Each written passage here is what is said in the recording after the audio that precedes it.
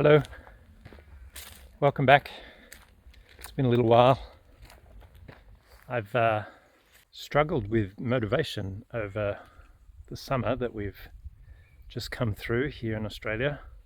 It wasn't especially hot, I don't think you could say, but it has been a fair bit drier relative to the last few years.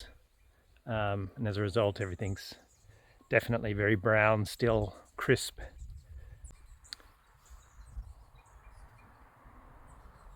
Yeah, this year I've really seemed to been a bit anxious about fire on account of the fact that it feels dry.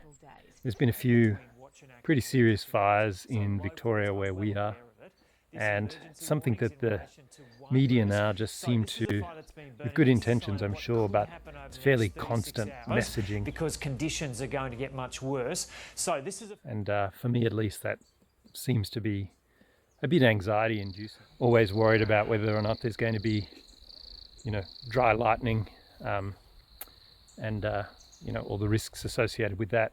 Makes things a bit uncomfortable. And so that sort of kills the motivation to do videos.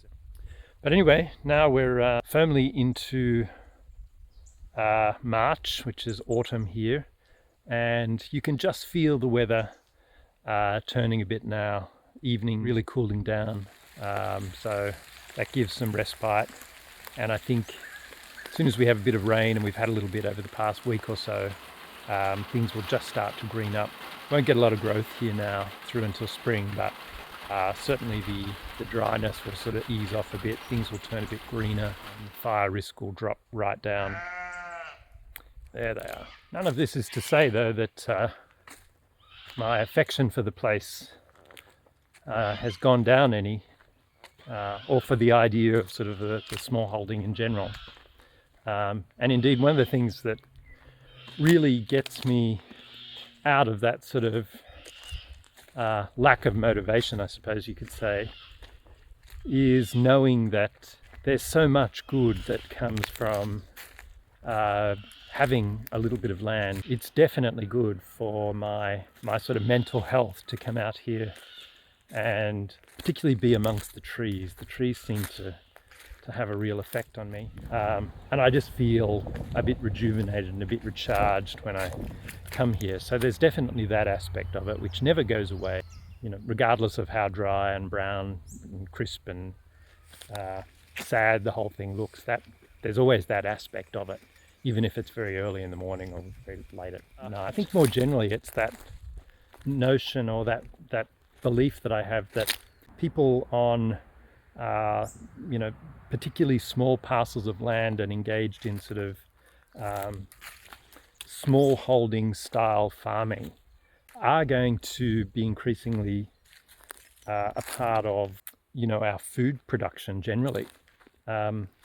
It's often said, and I think there might even be a UN report that says something like 70 or maybe even 80% of the world's food production comes from small farms. I don't think that's right, actually. I've looked into it a little bit, and I think the sort of confirmed percentage is sort of down, 50 or under. Still, though, that's nothing to sniff at. I mean, that's a very serious contribution that small farms are making to sort of the world's human food population. And it's the case, of course, that food produced on small holdings does tend to go directly to feeding humans as opposed to feeding animals, which might in turn be used as food product. And small farms are generally able to do it in a far more sustainable way as well. This is not to shit on sort of big farming enterprises. I think they're always going to play a part, but small holdings are important in that respect, and I certainly feel that here, and it's definitely part of the reason why I've wanted to own a bit of land, because I felt it really did offer me a sense of security, and I guess an aspect of that is food security. If the world really does sort of collapse, and we know that over the past few years. That's not beyond possibility, however unlikely it is. I very much feel confident in the idea, or secure in the idea, that I've got these 4 acres that I can rely on to produce a bit of food and collect water and do all of that. I sometimes let myself engage in this thought experiment whereby the world does kind of collapse for some reason, and I'm essentially stuck here, and it's basically, this is what I've got to work with. And the idea of me having to sort of create some sort of shelter and feed and water myself, and it's pretty apparent to me that I could, however hard it would be. But right now, I mean, today, literally, I would have some water, I would have some meat, I would have potatoes, quite apart from food that I've stashed away here.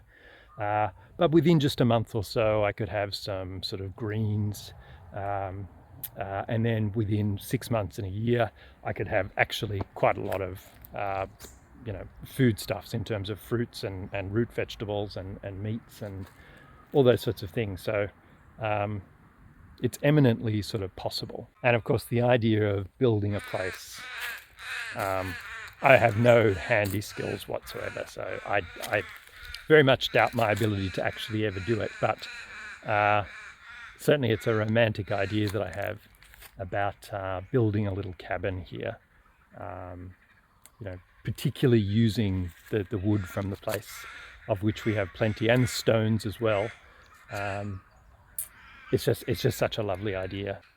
And continuing with that romantic sort of notion of having a little cabin here one day, that sort of had to be built in somewhat urgent circumstances, is the idea of putting the cabin here in this woodland area, kind of right about here, which is an area to which I gravitate sort of fairly naturally.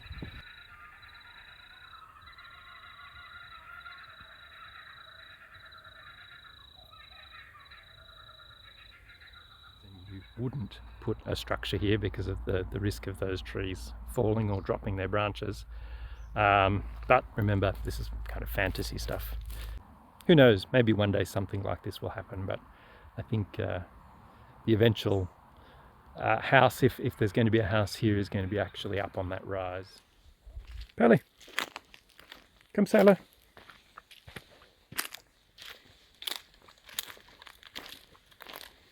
Ship, ship. Hey, Pelly. Oh. I should just say as well, there is a channel, I think it's called Rockpile Homestead or something like that. They're an Australian sort of homesteading, smallholding channel. A couple of months ago now, they did a video where they collated a bunch of Australian channels, smallholding, homesteading channels. I'm not on it, which is fine, but it's a really good idea because sometimes it's a bit hard to find Australian content, and so they basically went through and found it and gave a brief description of what each channel is about.